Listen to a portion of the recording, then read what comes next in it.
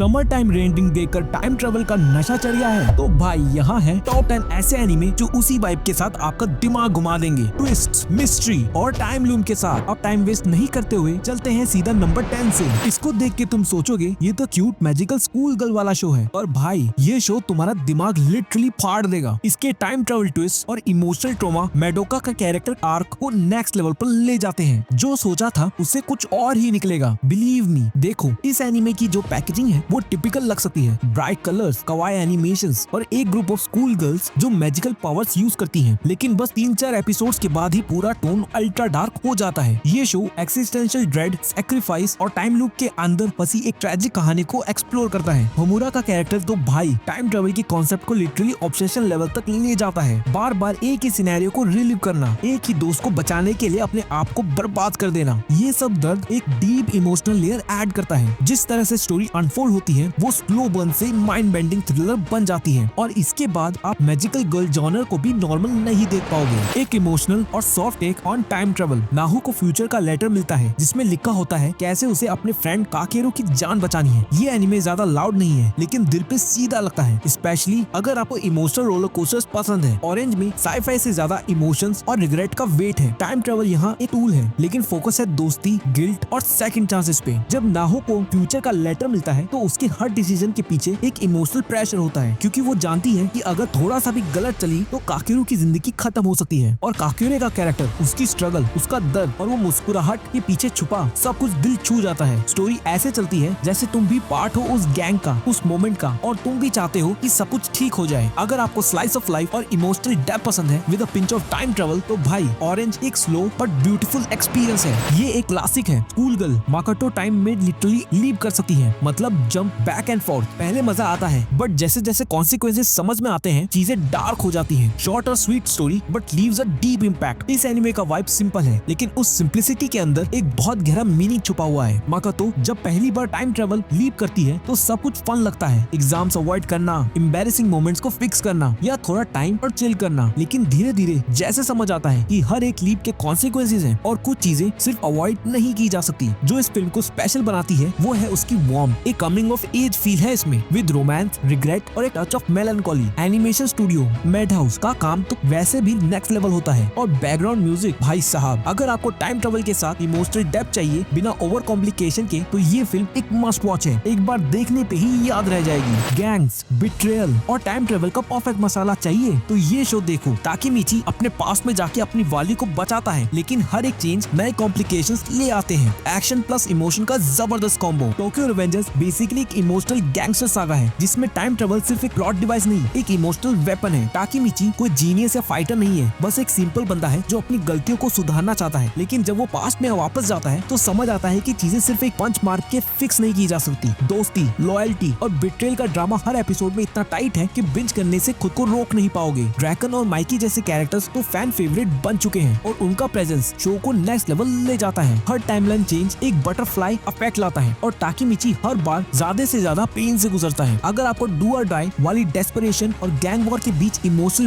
Bonding देखनी है with a spicy dose of time travel, तो भाई ये शो मस्ट वॉच है। वार्निंग, ये शो देखने से पहले थोड़ा हिम्मत जमा लो। क्यूट विजुअल्स के पीछे छुपी हुई एक गोर और हॉरिफाइंग स्टोरी है ये, full of time loops, murders और मिस्ट्रीज। हर आर्क के बाद शॉक लगता है। साइकोलॉजिकल हॉरर फैंस के लिए परफेक्ट है। हिगुराशी पहली नजर में एक typical country side slice of life anime लगता है। छोटे बच्चे, स्कूल लाइफ, गेम्स, मस्ती। लेकिन जैसे ही फर्स्ट आर्क का एंड आता है भाई, जो ट्विस्ट आता है ना, वो सीधा दिमाग को हिला देता है। ये शो लिटरली हर आर्क में तुमसे एक्सपेक्ट करवाता है कि शायद सब कुछ ठीक हो जाएगा और फिर सब उल्टा हो जाता है। स्टोरी में टाइम लूप्स का यूज ऐसे किया गया है कि हर बार जब कोई कैरेक्टर मर जाता है या कुछ हॉरिबल होता है, कहानी रीसेट हो जाती है और धीरे धीरे तुम्हें पता चलता है कि ये सब एक पैटर्न है, किसी बड़े कर्स या कारण के चक्कर में है। जो लोग साइकोलॉजिकल थ्रिलर्स, मिस्ट्री और ब्रूटल स्टोरी टेलिंग पसंद करते हैं उनके लिए हिगुराशी एक फुल ऑन कोर्स मील है। बट वार्निंग सही थी, ये शो सॉफ्ट दिल वालों के लिए नहीं है। अब थोड़ा फ्यूचरिस्टिक हो जाते हैं। वीवी एक एआई सिंगर है जो फ्यूचर में होने वाली एआई वॉर को रोकने के लिए टाइम ट्रेवल करती है। High concept, top tier animation और soulful music, it's a visual and emotional experience, really underrated gem. Vivy का कॉन्सेप्ट शायद सुनने में कॉम्प्लेक्स लगे, AI, war, time travel, missions, लेकिन जब देखना शुरू करोगे तो हर एपिसोड तुम्हें इमोशनली और विजुअली हुक कर लेगा। वीवी एक एआई है जिसका काम सिर्फ लोगों के लिए गाना है, लेकिन एक दिन एक एआई फ्रॉम द फ्यूचर आके कहता है कि तुम्हें वर्ल्ड बचाना है और वहाँ से शुरू होता है एक intense mission across decades. Animation studio Wit ने इस शो में जो विजुअल्स दिया है ना, वो लिटरली ब्रेथ टेकिंग है। हर फाइट सीन एक पेंटिंग की तरह लगता है और वीवी के सॉन्ग्स फुल ऑन गूज़बम्प्स। उसका कैरेक्टर डेवलपमेंट एक मशीन से स्लोली ह्यूमन इमोशन समझने का journey is both heartwarming and heartbreaking. अगर आपको फ्यूचरिस्टिक साइफाई स्टोरीज पसंद है विद एक्चुअल इमोशनल डेप्थ और टाइम ट्रेवल के हैवी कॉन्सिक्वेंसेस, तो Vivy is a must watch. इसको स्किप करना मतलब एक हिडन मास्टरपीस मिस करना है। And now number 4 and one of my favourite anime. अगर आपको समर टाइम रेंडरी का एनिमेशन और टाइट स्टोरी पसंद आई थी तो भाई लिंक क्लिक मस्ट वॉच है। फोटोज के जरिए पास्ट में जाके लोगों के प्रॉब्लम सॉल्व करते हैं, लेकिन हर डिसीजन का प्राइस होता है। विजुअल्स और टेंशन दोनों टॉप नॉच है। लिंक क्लिक एक चाइनीज एनिमे है, लेकिन ट्रस्ट मी क्वालिटी में किसी जापानीज के एनिमे से कम नहीं है। कॉन्सेप्ट काफी यूनिक है। चैंग शाओशी और लू ग्वांग एक फोटो देखकर उस मोमेंट में ट्रैवल कर लेते हैं, लेकिन सिर्फ एक ही रूल है, बदलो मत ज्यादा कुछ। लेकिन जैसे जैसे केसेस आगे बढ़ते हैं, इमोशंस, गिल्ट और डिसीजंस उन्हें ब्रेक करने लगते हैं। ये शो स्लो नहीं चलता। हर एपिसोड में सस्पेंस, इमोशंस और कुछ ऐसा होता है जो आपको शॉक कर देता है। एनिमेशन का स्टाइल काफी मॉडर्न और क्रिस्प है और बैकग्राउंड स्कोर परफेक्टली सीन के इमोशंस के साथ फ्लो करता है। अगर आपको मिस्ट्री प्लस टाइम ट्रेवल चाहिए जिसमें हर केस एक इमोशनल पंच लाए और कैरेक्टर्स की दोस्ती भी रियल लगे, तो लिंक क्लिक को मिस करना पाप होगा। Classic time travel murder mystery. Satoru अपने बचपन में वापस जाता है ताकि एक सीरीज ऑफ मर्डर्स को रोका जा सके। हर एपिसोड सस्पेंस से भरा होता है और इमोशनल डेप्थ भी काफी स्ट्रॉन्ग है। एक बार स्टार्ट किया बिना बिंज करना गारंटेड है। इरेज एक ऐसे अडल्ट से रिलेटेड है जो अपनी बोरिंग लाइफ जी रहा होता है, लेकिन उसके पास एक मिस्टीरियस एबिलिटी होती है। जब कोई गलत इंसिडेंट होने वाला होता है तो वो कुछ सेकंड्स या मिनट्स पास्ट में चला जाता है टू फिक्स इट। लेकिन एक दिन जब उसकी माँ का मर्डर होता है, सातोरू सीधा 18 साल पास्ट में चला जाता है। अपने छोटे वर्जन में वो ये चांस यूज करता है ताकि स्कूल में होने वाले बचपन के मर्डर्स को रोका जा सके, स्पेशली एक लड़की कायो जिसका ट्रॉमा और स्ट्रगल दिल को तोड़ देता है। इरेज सिर्फ एक मिस्ट्री नहीं है, ये दोस्ती, गिल्ट, चाइल्डहुड इनोसेंस और सेकंड चांसेस की कहानी है। स्टोरी टेलिंग टाइट है और इमोशंस रॉ। अगर आपको समर टाइम रेंडरिंग का इमोशनल डेप्थ और सस्पेंस पसंद आया था तो erased is like a pure upgrade. Subaru का डाई और रिट्री का कॉन्सेप्ट उसको हर बार एक नए मेंटल ब्रेकडाउन के करीब ले जाता है। फैंटेसी सेटिंग है लेकिन स्टेक्स रियल है। जो समर टाइम रेंडरिंग के फैंस को रिपीटेटिव डेथ और इंटेंस ट्विस्ट पसंद आए उनके लिए परफेक्ट है ये। री-ज़ीरो एक ऐसे वर्ल्ड में ले जाता है जहाँ सुबारू एक नॉर्मल लड़का अपनी लाइफ को एक फैंटेसी वर्ल्ड में रीस्टार्ट करता है, लेकिन हर बार जब वो मर जाता है वो अपने डेथ के बाद वापस एक चेक पॉइंट पे आ जाता है। अब ये कॉन्सेप्ट सिंपल लग सकता है, पर जब आपको दिखाया जाता है कि कितनी बार वो मर के अपनी जिंदगी को सुधारने की कोशिश करता है, तो वो पेनफुल और साइकोलॉजिकल लेवल तक जाना, उफ। हर बार जब सुबारू का डेथ लूप चलता है उसका मेंटल स्टेट भी वर्स हो जाता है। इमोशनल इंटेंस, डार्क ट्विस्ट्स और कैरेक्टर्स जो जेन्युइनली अपने डिसीजन से स्ट्रगल करते हैं, ये सब री-ज़ीरो में है। अगर टाइम रेंडरिंग ने जो साइकोलॉजिकल टोल और टेंशन दिखाई थी, ये वैसे ही इंटेंस और रिवॉर्डिंग है। और आखिरी एनीमे बताने से पहले अगर आप मेरे इस चैनल पे नए हैं तो प्लीज सब्सक्राइब जरूर करिएगा और इस वीडियो को लाइक जरूर दबाइएगा। Now number 1 anime in time travel. और भाई टाइम ट्रेवल एनीमे का बाप तो एंड में आना ही था। एक माइक्रोवेव से शुरू होती है दुनिया बदलने वाली कहानी। ओकाबे रिंतारू का स्ट्रगल, कॉन्स्पिरेसी थ्योरीज और इमोशनल डैमेज सब कुछ मिलेगा। अगर टाइम रेंडिंग से प्यार हो गया तो स्टाइन गेट से ऑब्सेशन पक्का है। स्टाइन गेट टाइम ट्रेवल का सबसे बेस्ट एग्जांपल है। इसके डीप ट्विस्टेड प्लॉट और माइंड बेंडिंग थ्योरीज को समझना एक इंटेलेक्चुअल राइड होती है। ओकाबे रिंतारू एक मैड साइंटिस्ट है जो एक माइक्रोवेव के थ्रू टाइम ट्रेवल करने का तरीका ढूंढता है। बस ये छोटा सा इन्वेंशन उसकी और उसके दोस्तों की लाइफ को कहानी का एक ट्विस्ट देने के लिए काफी होता है। जो कॉन्स्पिरेसी थ्योरीज और इमोशन इस शो में एक्सप्लोर किए गए हैं वो न सिर्फ टाइम ट्रेवल को समझाते हैं बल्कि इमोशनल और साइकोलॉजिकल लेवल पर भी इम्पैक्ट करते हैं। हर एक डिसीजन के साथ नई कॉन्सिक्वेंसेज आती है और तुम्हें साथ साथ ओकाबे के स्ट्रगल्स को समझना पड़ता है। अगर समर टाइम रेंडरिंग में जो साइकोलॉजिकल इंटेंसिटी थी वो आपको अच्छी लगी थी तो स्टाइन्स गेट्स में तुम्हें वो सब कुछ मिलेगा, बस थोड़ा और ज्यादा इंटेंस और प्रोफाउंड। तो भाई ये थे 10 बेस्ट टाइम ट्रेवल एनिमे जो आपको समर टाइम रेंडरिंग की याद दिलाएंगे या शायद उससे भी ज्यादा इम्पैक्ट छोड़ जाएं। कौन सा एनिमे पहले देखने वाले हो कमेंट्स में बताओ। और अगर ऐसे ही टॉप 10 एनिमे चाहिए हर जॉनर में तो जाके चेक करो टॉप 10 एनिमे इन एवरी नीश वाली प्लेलिस्ट। फुल पैसा वसूल वाला कंटेंट है। मिलते हैं अगली वीडियो में, तब तक के लिए देखते रहिए Pulse and keep watching your favourite anime content.